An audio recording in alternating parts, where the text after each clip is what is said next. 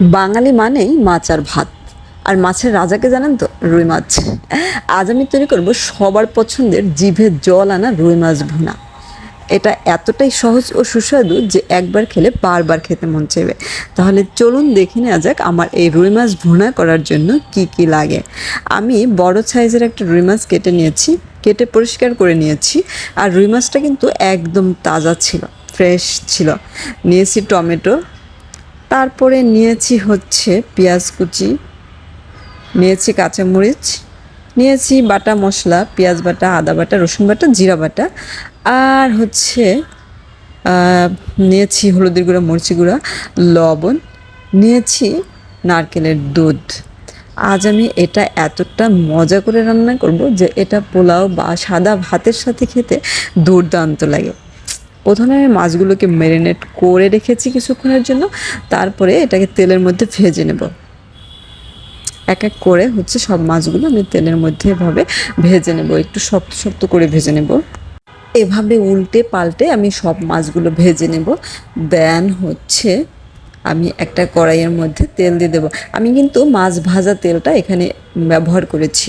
হচ্ছে তারপরে হচ্ছে পেঁয়াজ কুচি আর কাঁচা মশলা দিয়ে দিলাম, দিয়ে দিব বাটা মশলা, মানে পেঁয়াজ বাটা, আদা বাটা, রসুন বাটা আর জিরা বাটা।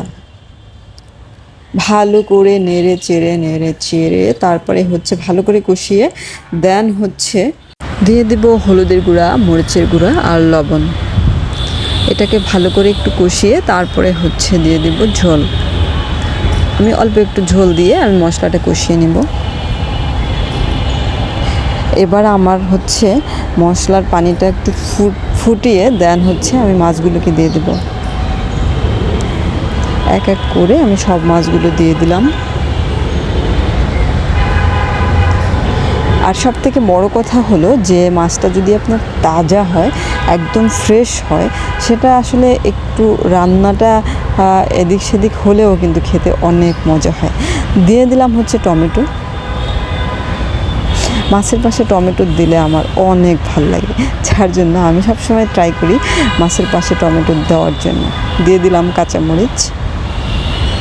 এবার এটাকে একটু ভালো করে জাল দিয়ে দেন আমি দিয়ে দেবো হচ্ছে নারকেলের দুধ। এবার কিছুক্ষণের জন্য ঢেকে আমি এটাকে রান্না করেছি। এই যে দেখেন আমার রান্না অলমোস্ট কমপ্লিট হয়ে গেছে। এবার আমি দিয়ে দিলাম ধনিয়া পাতা।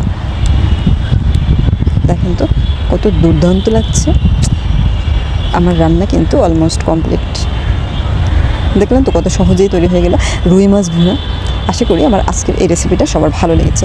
আর ভালো লাগলে লাইক, কমেন্ট, শেয়ার দিয়ে পাশে থাকবেন। আর নতুন কোনো ভিডিও সবার আগে দেখতে হলে চ্যানেলটি সাবস্ক্রাইব করে রাখবেন।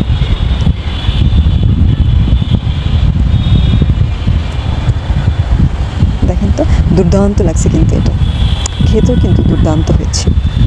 ধন্যবাদ সবাইকে আমার ভিডিওটা দেখার জন্য। সবাই ভালো থাকবেন, দেখা হবে নতুন কোনো ভিডিও নিয়ে।